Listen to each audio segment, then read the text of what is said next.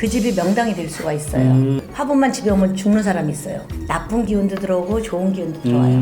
그 기운을 가족들이 다 받는 거예요. 아이고. 딱 열었을 때 네. 거울이나 가족 사진 이런 건 보이면 절대 안 돼요. 그 조명은 약간 노란빛을 띠는 노란빛. 조명이 좋아요. 담임쌤한테는 좋을지 모르지만 딴 사람한테는 극이 될 수가 있어요. 저희 집에 가면 액자가 굉장히 많고 저희 사무실에 보면 액자가 굉장히 많아요. 많아요. 뭐 어느 집이나 요즘 다 액자가 있을 것 같아요. 네, 인테리어 있습니다. 소품이니까. 네, 액자도 이런 풍수의 영향이 있나요? 그럼요.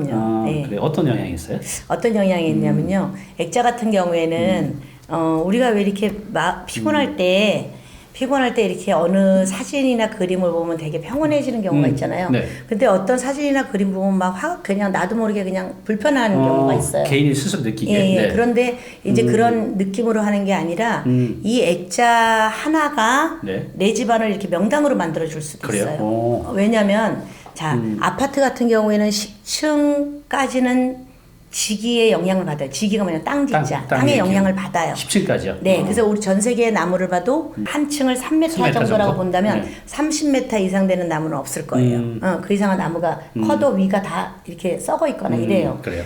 그렇듯이 아파트도 마찬가지거든요. 10층 이상은 땅의 영향을 못 받아요. 그렇기 때문에 10층 이상이 아무리 주변이 뭐 뒤에 산이 있고 앞에 뭐가 있고 이렇다 해도 그 집이 명당이다라고 볼 수가 없거든요. 그렇군요. 예, 그래서 10층 이상인 아파트에는 자기가 스스로 내 집을 명당으로 만들어놔야 돼.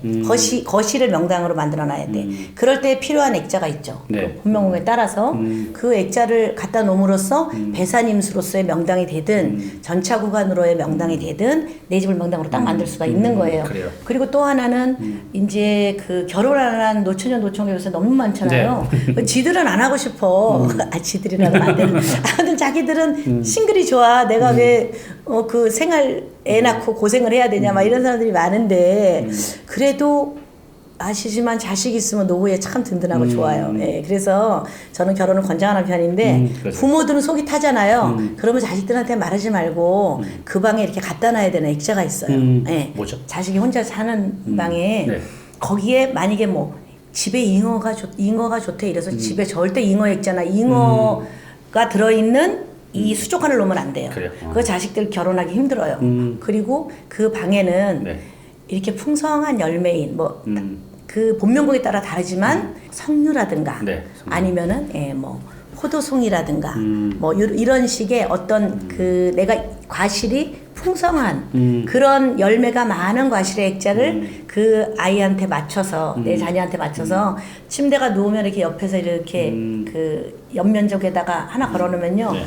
무의식 속에 자면서 사람 마음이 이렇게 바뀔 거예요. 그래요? 결혼하고 싶고 괜히 저 여자가 그전엔 안 예뻐 보이는데 요즘 이뻐 보이네 뭐 이렇게 저 남자가 요새 멋있어 보이네 뭐 이렇게 해서 결혼을 할 수가 있기도 합니다. 네. 그러면 이제 뭐 말씀하신 대로 모든 물건들이 개인마다 조금 다 이렇게 차이는 있는데 네. 그럼 액자도 네. 일단 뭐 공통 이렇게 하면 좋다 이렇게 하면 안 좋다 그런 거 좀 네네 얘기해 주세요. 있습니다. 네. 뭐냐면은 액자 같은 경우에는 이제 집을 명당으로 만들어 놓는다 그러면 집 안에는 일단 마을 풍경이 되게 평화로운 마을 풍경과 안산이라 그러죠. 여기 예쁜 산 그런 산이 있는 그런 풍경. 그러나 막 굽은 소나무가 아닌 꼿꼿한 소나무가 있는 그런 그걸 뭐라 하죠? 한 이 정도 되는 액자 한 요 정도보다 좀 작은 요 정도 되는 액자를 하나 걸어 놓으면 그 집이 명당이 될 수가 있어요. 그래서 소파 뒤에나 이렇게 걸어 놓는 거죠. 소파 뭐. 뒤에. 예, 소파 뒤나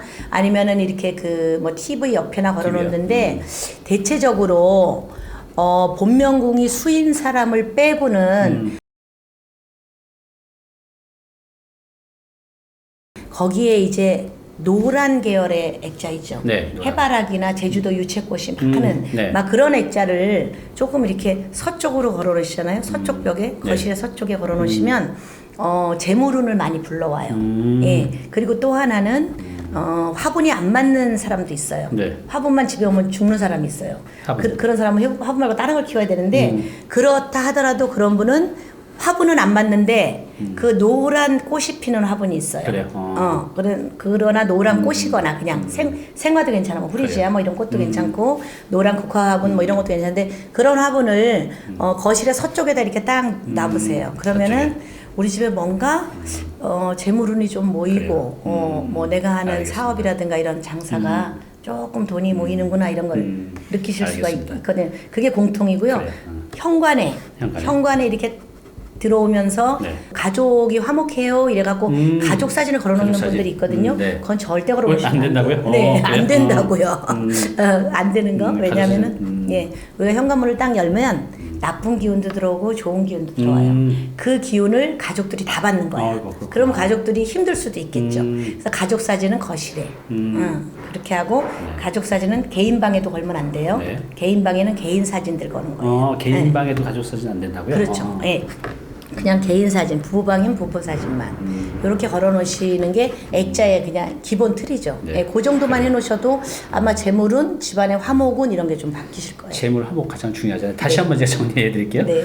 일단 그림은 마을 예쁜 풍경이나 안산, 네. 조그만 그 예쁜 산 또는 그 구부러진 소나무 말고 꼿꼿이 있는 네. 그 소나무 그림. 그래서 한 A3 정도 요만한 거를 거는데 그렇죠. 요거 이제 소파디나 TV역 그리고 이제 노란 계열인 이제 해바라기나 유채꽃 네. 있는 그림.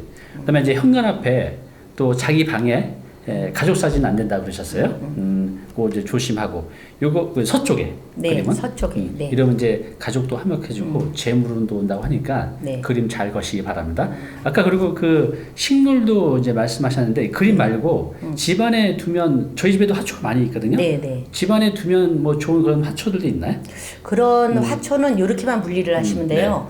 화초는 화초가 안 되는 사람이 있고 되는 사람이 있는데 네. 가장 기본적인 건 뭐냐면 우리가 이렇게 앉았을 때 네. 소파에 앉았을 때 내 키보다 이렇게 크면 안 돼요. 그래요? 이런 사업장은 괜찮아요. 이런 사업장은 이렇게 좀 커도 괜찮은데 가정집 안에는 나보다 이렇게 앉았을 때 나보다 작은 애들 또 소파에 이제 앉았을 우리 때? 집에 막내가 있어요. 막내가 만약에 뭐 3살, 4살짜리가 있어. 그럼 걔보다 큰 화초는 두면은 화초가 얘를 다스리려고 그래요. 그래요? 네, 얘가 기가 죽어.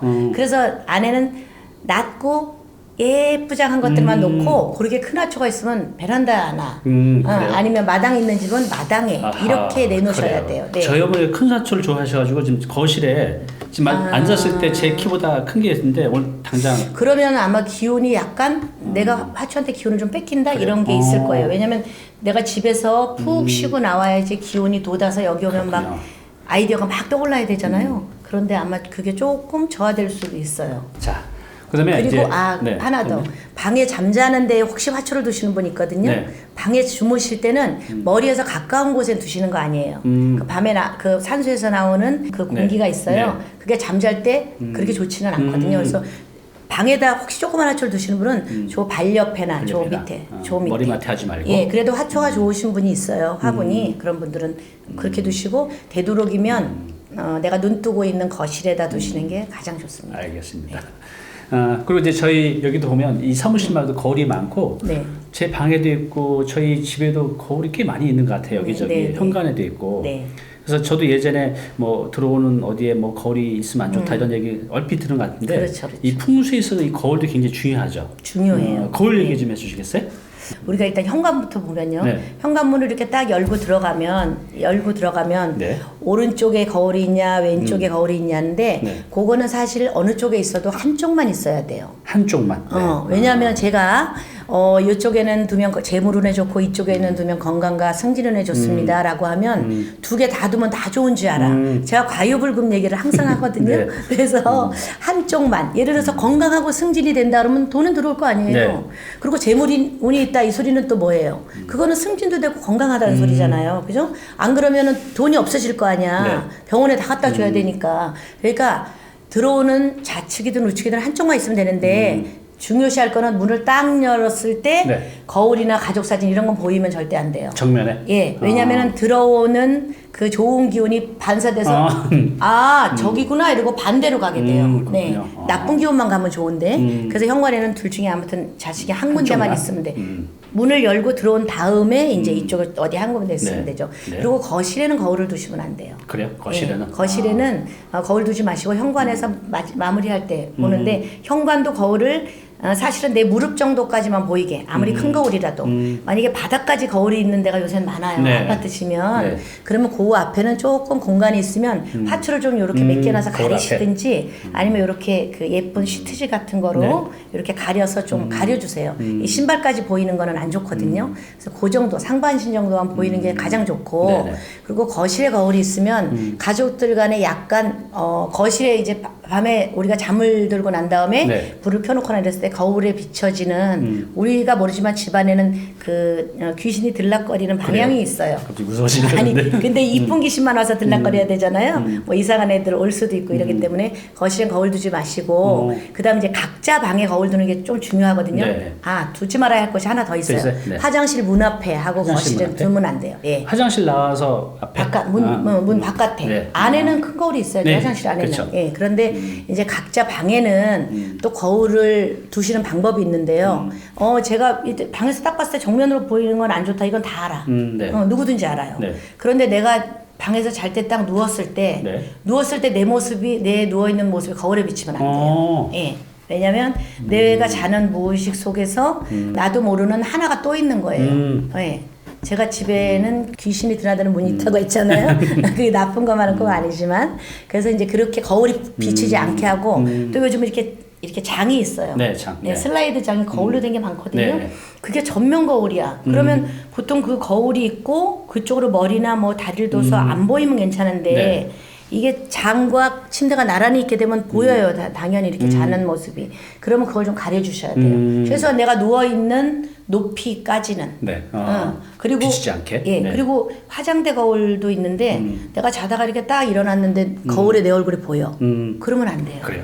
왜냐면 자다가 본인이 스스로 경계하기도 해요. 사람은 아니야. 난 절대 그러잖아. 그러지 않아요. 그래서 어쨌든 그런 걸 피하시고 마지막으로 피하실 게 뭐냐면 1층 주택 같은 경우 네. 이렇게 마당에서나 네. 뭐 이렇게 방 창문이 있잖아요. 네. 창문이 있는데 마당에서 보거나 아니면 거실에서 보거나 어느 방을 이렇게 딱 들여다봤을 때 그 거울에 의해서 방 안의 모습이 보이는 집이 있을 거예요. 그래요. 이제 본인도 모르게 그냥 거울을 놨어. 방문만 피해서 거울을 놨는데 그 방 안의 모습이 마당에서 이렇게 보니까 어머 쟤는 저 방에 저기에 침대가 놓여 있고 저기에 화장대가 있구나 뭐 이렇게 보이는 경우가 있어요. 그럴 경우에는 그 안에 있는 좋은 기운이 그 거울에 반사돼서 다 바깥으로 나가요. 그렇군요. 그럴 경우에는 창문을 조그맣게 해주시든지 방창문은 큰 게 안 좋거든요. 작게 해주셔서 바깥에서 안 보이게 하든지 아니면 그 거울을 이렇게 딱 열면 농문 안에 있는 거울 있죠? 네. 그게 제일 좋아요. 문을 열어서 옷 입고 그냥 보고 화장대 거울은 이렇게 조그맣게 내 얼굴만 보이게 요 정도만 해놓는 게 가장 좋아요. 알겠습니다. 예. 제 방에 전신 거울이 있는데 네. 그 당장 내놔야겠어요. 이렇게 누울 때 보이시나요? 네, 옆으로 이렇게 보면 이렇게 보여요. 제 배가. 네, 뱃살에 도움이 되실 것 같아요. 네. 그래요. 하여튼 여러분들 그 거울 위치 한번 잘 보시고요. 자, 그러면 지금 저희도 여기 보면 조명 이렇게 촬영용으로 조명도 있고 네. 천장에 조명도 있는데 네. 저는 이제 개인적으로 어머니가 전기가 아까우시다고 해서 항상 어둡게 계세요. 그래서 저는 밝은 게 네. 좋다. 이제 아들 네. 잘 보니까 엄마 그냥 신경 쓰지 말고 팍팍 트세요. 그래서 전기세 좀 내죠. 밝게 이제 해놓는데 네, 네. 조명의 위치나 뭐 이런 밝기도 풍수의 영향이 있나요? 네.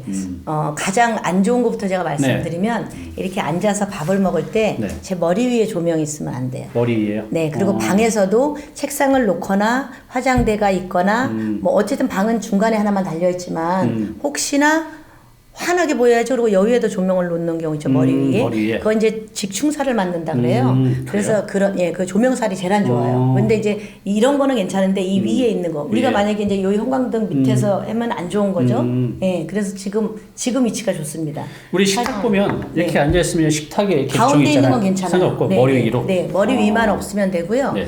그 다음에 이제 식탁 가운데 이렇게 조명이 있게 되면 그 조명은 약간 노란빛을 띠는 노란빛. 조명이 좋아요. 색깔도 중요하네요. 네, 노란빛을 띠는 조명이 건강하게 밥을 먹을 수 있는 그런 기운을 가지고 와요. 그래요. 네, 노란빛. 그건 약간 개인의 문명궁하고도 약간 상관은 있겠지만 네. 대체적으로 네. 보편적인 그런 게 좋고요. 그 다음에 또 하나 현관 앞이 왜 네. 이렇게 뭐 센서등이잖아요. 네, 센서등. 사실은 그 센서등이 별로 안 좋아요. 그래요? 그냥 현관은 날이 어두워지면 계속 켜 있는 등이 계속 있죠. 켜는 우리 거. 가로등처럼.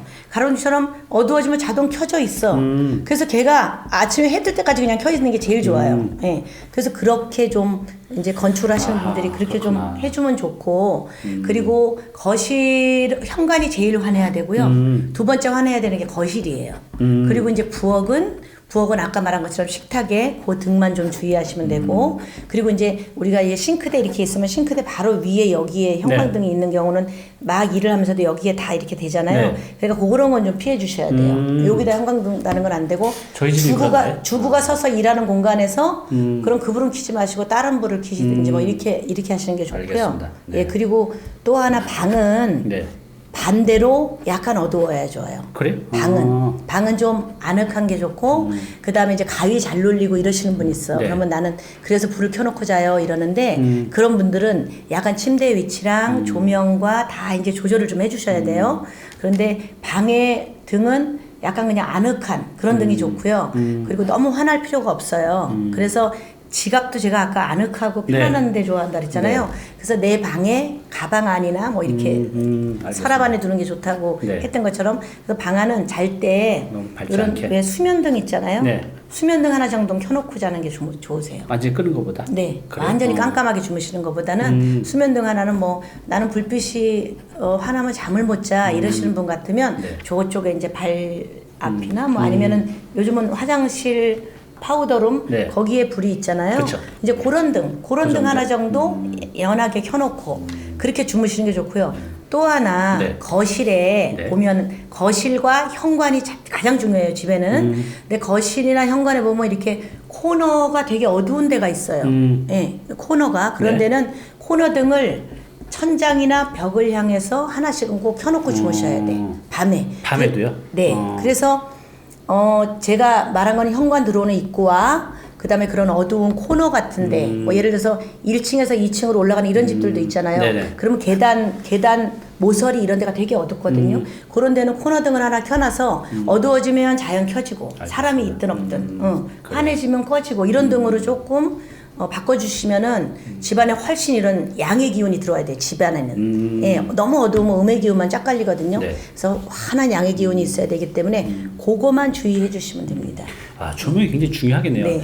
제가 잠깐 다시 정리하면 현관은 가장 밝아야 된다. 그래서 밤에도 항상 불을 켜는 게 좋고, 그 다음에 중요한 게 거실. 거실도 항상 밝게 해놓고, 만약에 거실에 이렇게 모퉁이에 좀 어두운 데 있으면 불을 끄더라도 거기는 뭐 간접등으로 좀 밝게. 그리고 집안은 방 안은 너무 밝으면 안 된다. 그리고 끄더라도 이제 조명 그 수면등이라 그러죠. 그걸 이제 켜놓는 게 좋다고 합니다. 그래요. 저희 집이 지금 현관이 이렇게 들어오면 센서등이거든요. 그래서 좀 깜깜해요. 그래서 거기를 요번에 센서등이 아니라 그냥 그 시간 맞춰서 밤에 항상 켜져 있는 걸로 바꿔야겠네요. 아, 네네. 그거를 이렇게 어두운 것만 몇 군데 이렇게 집어보시고 거기를 같이 바꿔달라고 하세요. 알겠습니다. 네.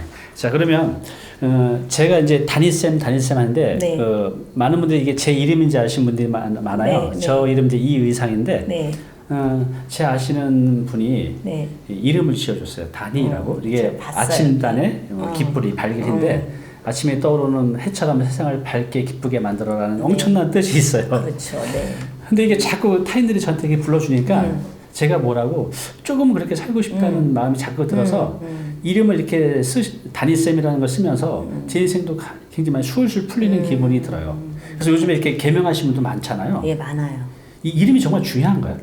이름이 후천수 중에 가장 중요하다라고 볼 수 있어요. 그래요? 왜냐하면 본명궁에 따른 나를 이렇게 가꾸는 것도 중요하지만 불러주는 기운이라는 게 있어요. 그걸 이제 우리가 그걸 기도값이라고 하거든요. 예를 들어서 제가 담임쌤 영상도 좀 봤는데 그 선생님도 제가 봤어요. 근데 그분 정말 진실되고 너무 마음에 들어서 그분 책을 그날로 2권을 딱 구입을 해서 읽었습니다. 네네. 그래서 그랬는데 이런 게 있어요. 그냥 단순히 예쁘고 보기 좋은 이름이 좋은 게 아니에요.